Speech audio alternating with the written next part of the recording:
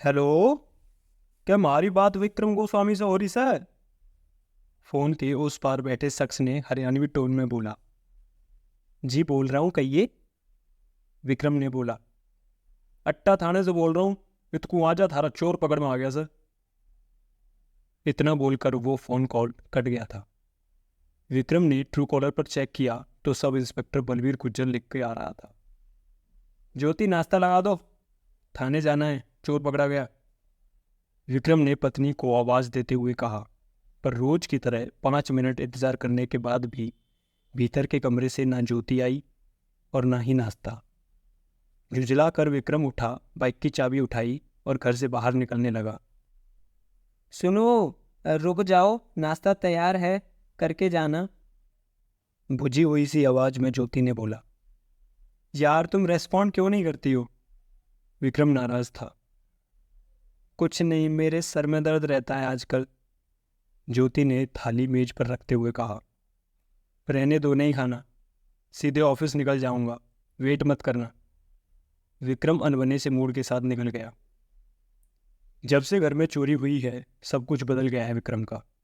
6 महीने हो चुके हैं बस थाने के चक्कर और ज्योति का सर का दर्द, इन्हीं दो पार्टों के बीच फंस रहा है विक्रम।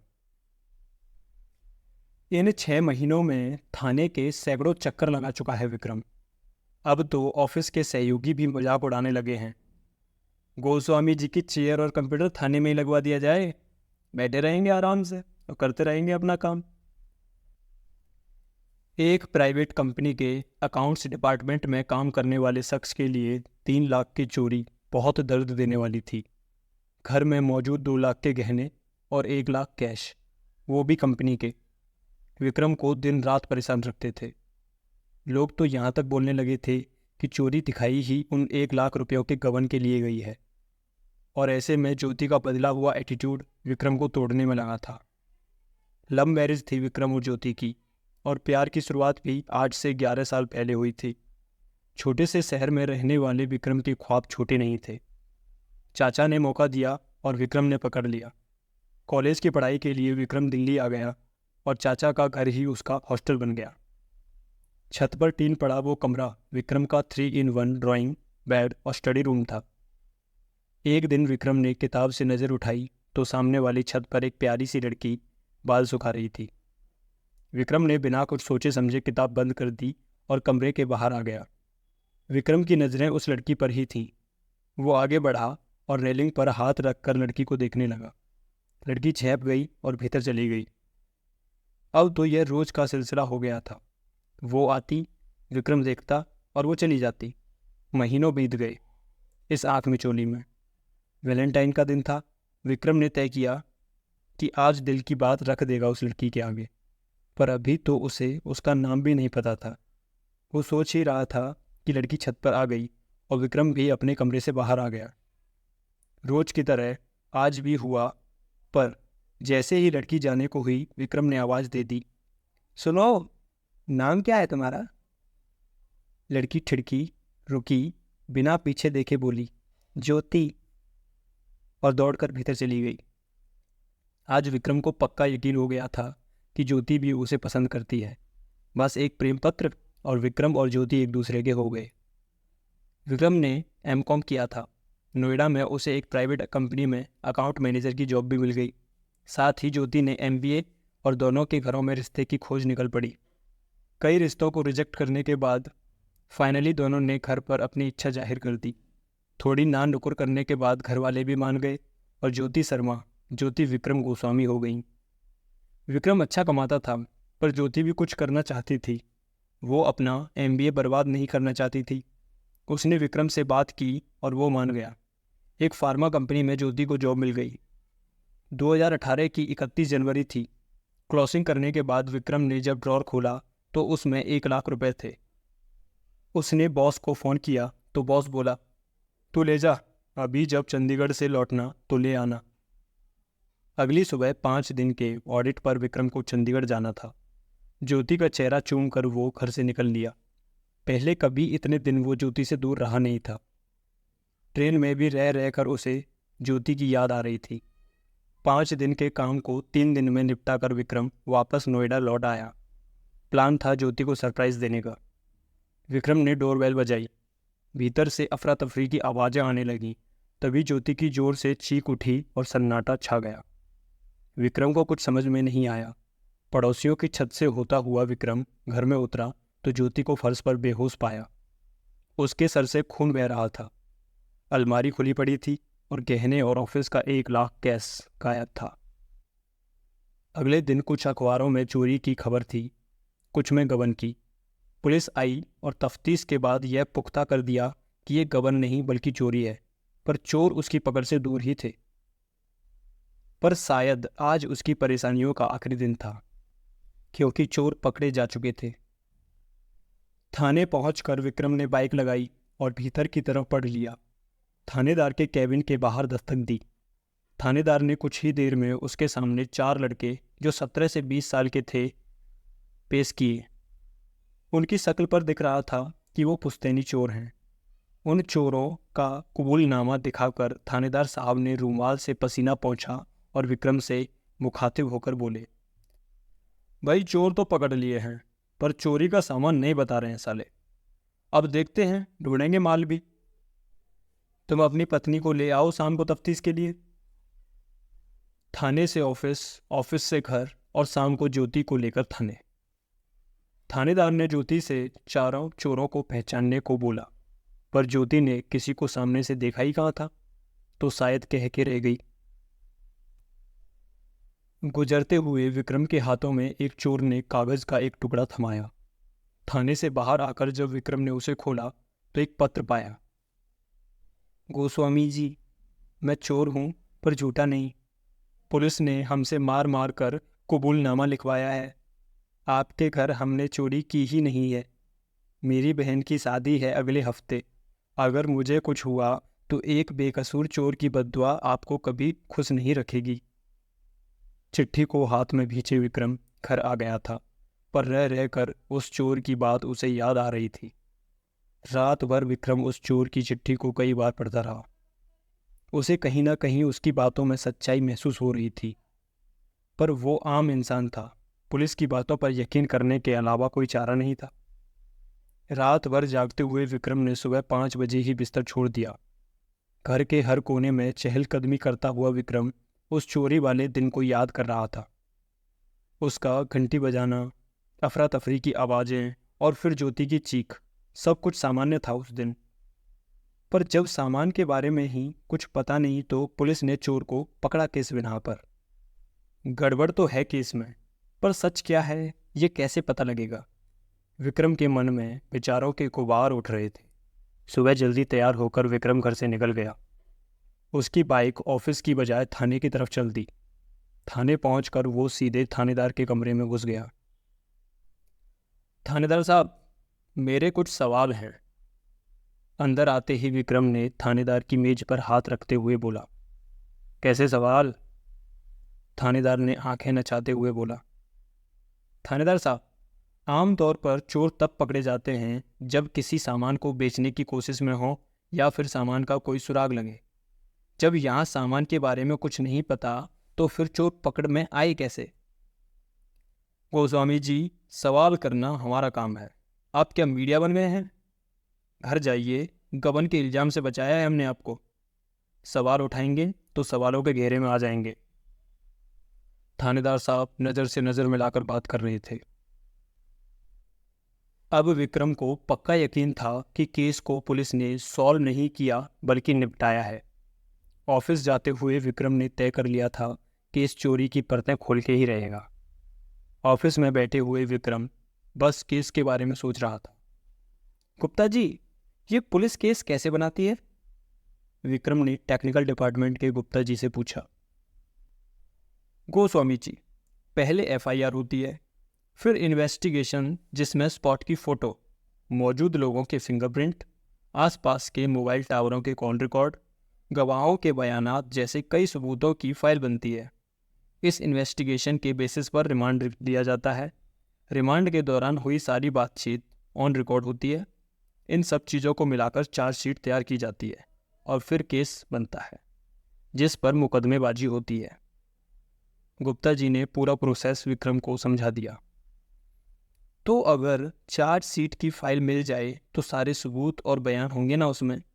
विक्रम बोला, बिल्कुल होंगे। वैसे हुआ क्या है, केस तो सॉल्व हो गया है ना तुम्हारा? गुप्ता जी ने अपनी मूछें सहलाते हुए बोले। गुप्ता जी, केस सॉल्व नहीं हुआ है, करना है अब। विक्रम बोला, क्या मतलब? गुप्ता जी ने सवाल किया। कुछ नहीं, सब पता चल जाएगा आपको वक्त आते ही। इतना बोलते ही विक्रम ने घड़ी पर नज़र डाली। 6:30 बज चुका था।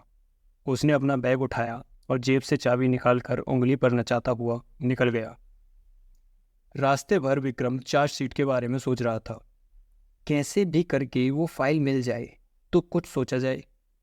पर पुलिस की अलमारी से एक फाइल की कॉपी निकालना बिल्ली के गले में घंटी बांधने जैसा था। घर पहुंचते ही ज्योति का वो अनबना चेहरा सामने था। विक्रम के आगे पानी का गिलास और 2 बिस्किट रख के वो बिना कुछ बोले भीतर चली गई। विक्रम को उसका ये बर्ताव बहुत अखर रहा था। विक्रम ने गिलास हाथ में लिया और जोर से जमीन पर पटक दिया। ज्योति भागती हुई बाहर निकल आई। क्या हुआ, गिलास क्यों फेंक दिया? दिमाग खराब हो गया है क्या तुम्हारा विक्रम? हाँ, हो गया है मेरा दिमाग खराब, तुम्हारी वजह से, इस केस की वजह से। 1 लाख भरने की आखिरी 2 दिन बचे हैं और पुलिस है कि गलत लोगों को पकड़ के बैठी है। तुम भी बदल गई हो ज्योति। मुझसे दोस्त की तरह पेश आने वाली मेरी बीबी अब अजनबी सी लगने लगी है मुझे। पागल हो गया हूँ मैं, पागल। विक्रम सर पकड़कर घुटनों के बल जमीन पर बैठ गया था। सहमी सी ज्योति एक कोने में अपनी पहली उंगली से दुपट्टे का कोना लपेटने और खोलने का खेल सा कर रही थी। मुझे तुमसे कुछ सवाल करने हैं, कुछ संभलते हुए विक्रम बोला। कैसे सवाल? ज्योति ने पूछा। उस चोरी के बारे में। विक्रम बोला, पूछो क्या पूछना है। ज्योति तैयार थी। तुम उस वक्त क्या कर रही थी जब चोरी हो रही थी? विक्रम ने पूछा। मैं किचन में थी, अपने लिए खाना बनाने की तैयारी कर रही थी, ज्योति ने जवाब दिया। जब मैंने डोरबेल बजाई उसके बाद क्या हुआ? विक्रम ने दूसरा सवाल किया। मैं किचन से दरवाज़ा खोलने निकली तो आवाज़ सी महसूस हुई मुझे। जैसे ही मैंने उस तरफ मुड़ी, मेरे सर पर जोर से वार हुआ। फिर मुझे बस दर्द महसूस होता रहा, बाकी कुछ याद नहीं मुझे। होश आया तो एम्बुलेंस में थी और आप मेरे साथ थे। ज्योति ने पूरी घटना सुना दी। तुमको क्या लगता है कितने लोग थे वहाँ? विक्रम ने अगला सवाल किया। मुझे कोई आइडिया नहीं है कि वो कब घुसे, कैसे घुसे। बस वो लकड़ी का डंडा याद है। आज भी मेरे सर में दर्द होता है। ज्योति ने पूरी बात बता दी थी। ठीक है, जाओ चाय बना लो, थोड़ी हार्ड सी बनाना, विक्रम ने ज्योति से कहा और चुपचाप एक कोने में पड़ी आराम कुर्सी पर बैठ गया। विक्रम ने चाय पी और सोचते सोचते उसी आराम कुर्सी पर सो गया। रात के 2:30 बजे आँख खुली तो पलंग पर जाकर लेट गया। ज्योति पहले ही सो चुकी थी। चार्जशीट की जुगाड़ करने के लिए किसी पुलिस डिपार्टमेंट के भीतर के आदमी की जरूरत थी। कई ऑप्शन पर विचार करने के बाद उसकी सुई बलवीर गुज्जर पर गई। गुज्जर कितने भी कड़क क्यों ना हो, उसूलों के पक्के होते हैं। अगली सुबह 6 बजे ही विक्रम ने सब इंस्पेक्टर गुज्जर को फ़ोन लगाया। बलवीर साहब। कौन बोल रहा सब आया? गुज्जर बोला। साहब मैं विक्रम गोस्वामी, कुछ मदद चाहिए आपकी मुझे। विक्रम बोला। कैसी मदद भाई? गुज्जर ने सवाल किया। आप मिलो तो बताता हूँ, विक्रम बोला। कितना मिलेगा? गुज्जर बोला। ट्रायल कॉफ़ी शॉप, शाम को 6 बजे, विक्रम बोला। आ जाऊँगा, पर काम कैसा है यो तो बता, गुज्जर ने पूछा। बस साहब कुछ बेकसूरों की जान बचानी है, आप आओ फिर डिटेल में बताता हूँ। शाम के तय वक्त पर विक्रम और गुज्जर आपस में मिले। साहब आप गुज्जर हो ना? विक्रम ने बोला। बिल्कुल हूँ, गुज्जर ने जवाब दिया। सही गलत, ईमान बेईमानी में से आप क्या चुनोगे? विक्रम बोला। सही और ईमान तो गुज्जर के गहने हो गए हैं भाया, तू गोल गोल ना घुमा बात ने, सीधे मुद्दे पे आ, गुज्जर बोला। मेरे केस में क्या पकड़े गए चोर ही मुजरिम हैं? विक्रम ने बिल्कुल सीधा सवाल किया। कुछ सेकंड की चुप्पी के बाद गुज्जर ने पता ना। मैं सर हिलाया। तो ईमान भी गया और सही भी। गुजर वाली बात गड़बड़ा गई इंस्पेक्टर साहब। विक्रम उसे उकसा रहा था। तू मदद क्या चाहता है यो बोल। गुजर बोला। केस की चार्जशीट की फाइल। विक्रम ने कहा। बावड़ा हो गया के? पुलिस की अलमारी से फाइल गायब करवाएगा? गुजर बोला।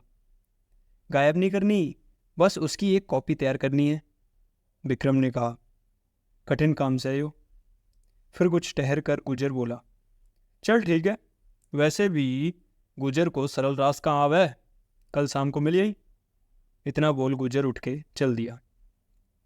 विक्रम एक सीढ़ी चढ़ चुका था। अब इंतजार था तो बस उस फाइल का। सारी उहापोह में यह भी भूल चुका था कि आज 1 लाख जमा करने का आखिरी दिन था। दोपहर होते होते उसके मेल पर फायर्ड का नोटिस आ चुका था। विक्रम की नौकरी जा चुकी थी। हताश विक्रम ऑफिस की सीढ़ी के आखिरी पायदान पर बैठा पिछले 6 महीनों को सोच रहा था। ज्योति की नज़रअंदाजी, सिस्टम का करप्शन, ऑफिस का पैसा विक्रम को तोड़ने में लगा था। उसने आत्महत्या करने का फैसला कर लिया। शाम के 5 बजे थे और हिंडन नदी के पुल पर से कूदने का पूरा फैसला विक्रम कर चुका था। तभी एक ख्याल मन में आया। अगर मैं इस तरह मर गया तो कायर ही कहलाऊंगा। जीवन अगर ख़त्म करना ही है तो 4 दिन बाद सही, उस चोर की बहन की शादी तो सही से हो जाए। विक्रम ने बाइक उठाई और ट्रायल कैफ़े पहुंच गया। गुजर पहले ही वहाँ फाइल लेकर बैठा था। उसे देखते ही गुजर उठ के निकल लिया और उसी जगह पर विक्रम बैठकर एक हाथ उठाते हुए बोला, वेटर, एक कोल्ड कॉफ़ी। अब चार्जशीट की एक कॉपी विक्रम के पास थी।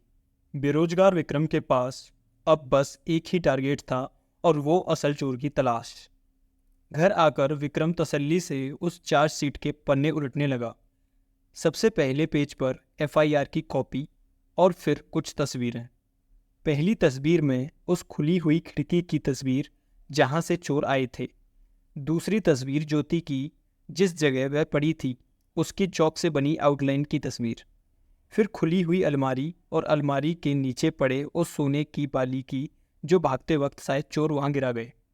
उसके बाद अलमारी और खिड़की से मिले वो 4 फिंगरप्रिंट्स जिन्हें उन 4 चोरों का बताया जा रहा था। साथ ही बगल में उन चारों के फिंगरप्रिंट जो तस्दीक कर रहे थे कि चोरी उन्हीं चोरों ने की है। मैं शायद पुलिस पर यूं ही शक कर रहा हूँ। वो चोरों की ही फिंगरप्रिंट हो सकते हैं शायद। फिंगरप्रिंट के बेस पर भी तो गिरफ्तारी हो सकती है।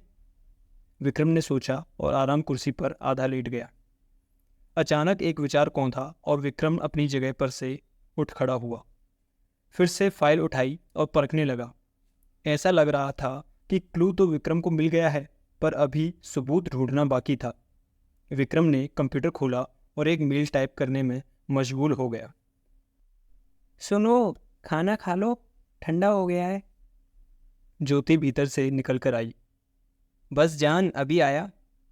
विक्रम ने मुस्कुराते हुए ज्योति को जवाब दिया। क्या हुआ, बड़े मुस्कुरा रहे हो? ज्योति बोली। बस, असली चोर मेरे हाथ से 2 फीट की दूरी पर है। विक्रम बोला। 2 फीट की दूरी पर तो मैं हूं। ज्योति बोली। हाँ तो चोर तो तुम भी हो, दिल जो चुरा लिया है तुमने मेरा। विक्रम ठिठोली कर रहा था। मुंह ही चलाना है तो खाने के लिए चलाओ, मेरे पास तुम्हारे इन चोचलों के लिए वक्त नहीं है। इतना बोल ज्योति वापस भीतर चली गई। थोड़ी ही देर में विक्रम का मोबाइल पर नोटिफिकेशन आया। उसके मेल का जवाब आ गया था। उसने मेल खोली, ध्यान से उसे पढ़ा और फिर गुज्जर को कॉल लगा दिया। गुज्जर साहब, एक नंबर का डिटेल निकलवाना था। विक्रम फ़ोन उठाते ही बोला। कुछ मिल गया के? गुज्जर बोला। अरे केस सॉल्व ही समझो। बस आप इस मोबाइल नंबर की चोरी वाले दिन और 2 दिन आगे पीछे की ट्रैकिंग डिटेल निकलवा लो। विक्रम बोला। काम हो जाएगा, तू नंबर भेज दे। इतना बोल गुज्जर ने फ़ोन कट कर दिया। अब बस विक्रम को उस नंबर की ट्रैक डिटेल का इंतज़ार था। सारा केस तो वो मन में ही सॉल्व कर चुका था। ज़रूरत थी तो सिर्फ सबूत की। सिर्फ 14 घंटे लगे और गुज्जर को वो डाटा निकालने में। डाटा मिलते ही उसने विक्रम को कॉल किया। विक्रम, डिटेल मिल गई है। ये किसी यतिराजा यादवर के नाम पर है। कॉर्पोरेट सिम है जो वीनस एंटरप्राइज के नाम से रजिस्टर्ड है। लास्ट मंथ इसने। गुज्जर इतना ही बोल पाया कि विक्रम ने उसे टोक दिया। सर जी, इन याजवर जी को लेकर आप आ जाओ मेरे घर। विक्रम ने फ़ोन काट दिया। विक्रम ने फिर एक नंबर लगाया और बोला, हेलो कमिश्नर साहब, विक्रम गोस्वामी बोल रहा हूँ। हाँ वही 1 लाख वाला। केस के कुछ और पॉइंट्स हैं, आप प्लीज़ आ जाइए मेरे घर। विक्रम ने फिर एक नंबर डायल किया। हेलो एन न्यूज़, मैं विक्रम गोस्वामी बोल रहा हूँ। आप आधे घंटे में मेरे घर आ जाइए, मसाला मिलेगा वो भी ज़बरदस्त। अगले 1 घंटे के भीतर विक्रम के घर पर जमावड़ा सा हो गया। सब इंतज़ार कर रहे थे कि विक्रम करने क्या वाला है। विक्रम के हाथ में कुछ कागज़ थे। गुज्जर यतिराजा को लेकर आ गया था। न्यूज़ चैनल अपने कैमरे के लिए रोलिंग कर रहे थे। विक्रम ने आंखों के इशारे से गुज्जर को यतिराजा को आगे लाने को बोला। यतिराजा कैमरे के सामने हक्का बक्का खड़ा था। तुम करना क्या चाहते हो विक्रम? कमिश्नर साहब ने सवाल किया। कमिश्नर साहब, बस चंद सवालात। कमिश्नर से इतना बोल विक्रम यतिराजा की तरफ मुड़ा। यादवर जी, आप करते क्या हैं? जी दवाई का बिजनेस है हमारा, यतिराज बोला। रहने वाले कहाँ के हैं? विक्रम का दूसरा सवाल आया। तमिलनाडु के, पर 24 सालों से परिवार दिल्ली में ही है, यतिराजा ने जवाब दिया। 3 फरवरी रात 11 बजे कहाँ थे आप? विक्रम ने सवाल किया। जी अपने घर पर थे हम, यतिराज बोला। घर कहाँ है आपका? विक्रम ने फिर से पूछा। अरे साबित क्या करना चाहते हैं आप? यतिराज झल्ला गया था। गुज्जर आगे आया और यतिराजा का हाथ उमेड़ कर बोला, अरे तन्ने से जितना पूछा जाए उसका सीधा सीधा जवाब दे दे। फिर विक्रम की ओर मुड़ा। पूछ रहे तू? तो घर कहाँ है आपका? विक्रम ने फिर से पूछा। सरोजनी नगर दिल्ली, यतिराज बोला। Are you sure? विक्रम मुस्कुराते हुए बोला। Yes I am sure, Yatiraja ने जवाब दिया। झूठ बोल रहे हैं आप। आपका फ़ोन बोल रहा है कि आप मेरे घर में थे, विक्रम जोर से चिल्लाया और कॉल डिटेल मीडिया की तरफ उछाल दी। सब आश्चर्यचकित रह गए। आखिर इतने बड़े बिजनेस का मालिक, जिसका रोज का टर्नओवर 50,000 हो, वो 2 लाख की गहने और 1 लाख कैश क्यों चुराएगा? तुम्हारे कहने का मतलब कि चोरी मिस्टर यादवर ने की? कमिश्नर साहब बोले। जी नहीं कमिश्नर साहब, विक्रम बोला। तो फिर माजरा क्या है? कमिश्नर साहब बोले। असली चोर है। विक्रम ने झटके से ज्योति का हाथ पकड़ा और सामने खड़ा कर दिया। मेरी पत्नी ज्योति। सब भौचक्के थे कि आखिर ये सब हो क्या रहा है। विक्रम ने बोलना शुरू किया।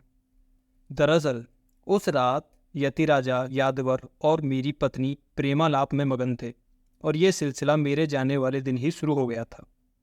दोनों को उम्मीद नहीं थी कि मैं 2 दिन पहले ही घर आ जाऊंगा। घर में कूद पड़ा, कमाद में हड्डी बनकर। प्रेम में पड़े प्रेमियों में अफरा तफरी मच गई और निकलने का केवल एक ही रास्ता, जहां खड़ा हुआ मैं। अब जिसका भी प्लान हो, था बड़ा सॉलिड। चोरी और फिर मेरी पत्नी पर हमला। मैं मेन डोर से हटा और यतिराजा को भागने का मौका मिल गया। इतना बोल विक्रम ज्योति की तरफ घूमा और रूंधी हुई आवाज में बोला, तुमने मेरे साथ ऐसा क्यों किया? ज्योति के पास उसके सवाल का कोई जवाब नहीं था। वो इसीलिए इतने दिनों से विक्रम को इग्नोर कर रही थी। आंखों से आंसुओं की लंबी धारा बहने लगी थी। कुछ ही देर में सिपाही भी आ गए और दोनों को गिरफ्तार करके ले गए। धीरे धीरे विक्रम के घर सन्नाटा छा गया। बस सब इंस्पेक्टर बलवीर गुज्जर वहां रुका रहा। जब विक्रम अपने इमोशंस से बाहर निकला तो गुज्जर ने उसके कंधे पर हाथ रखा और बोला, पर विक्रम भाई, यो केस तुमने सॉल्व कैसे किया? हर अपराधी गलती करता है, ज्योति ने भी की। जब मैं उससे सब कुछ पूछ रहा था तो उसने लकड़ी के डंडे का जिक्र किया था, जबकि उसके हिसाब से चोट पीछे लगी थी तो हथियार के बारे में उसे पता होना ही नहीं चाहिए था। दूसरा, जब चार्जशीट में मैंने कॉल डिटेल देखी तो शक पुख्ता हो गया, क्योंकि ज्योति के नंबर पर इन 3 दिनों में यतिराजा का कॉल 21 बार था और हर कॉल 4 सेकंड से लेकर 12 सेकंड तक की। इस टाइमिंग में सिर्फ कुछ शब्दों की बातें ही की जा सकती हैं। फिर मैंने अपनी पत्नी का फ़ोन डिटेल निकलवाया। यतिराजा के नंबर पर 1 महीने में 200 घंटे की कॉलिंग। मेरा माथा ठनक गया। फिर आपने उसका डाटा दिया, जिसने उसकी लोकेशन मेरे आने के ही टाइम पर मेरे घर में दिखाई, और ठीक उसी वक्त 39 सेकंड की कॉल भी। बाकी सारी कहानी दिमाग ने बुन ली। पर पुलिस रिकॉर्ड में चोरों के फिंगरप्रिंट? गुज्जर ने पूछा। क्या बात कर दी गुज्जर साहब, पुलिस वाले होकर ऐसी नादानी? अरे सब फर्जी थे गुज्जर साहब। लव मैरिज की थी हमने, पर अब तो ना लव बचा और ना मैरिज। विक्रम उदास था। विक्रम बोला, कोई ना भाई, वो एक दरवाज़ा बंद करा है, दूजा खोला भी है। हिम्मत रख, कल शाम को मिलता हूँ। गुज्जर इतना बोलकर चला गया।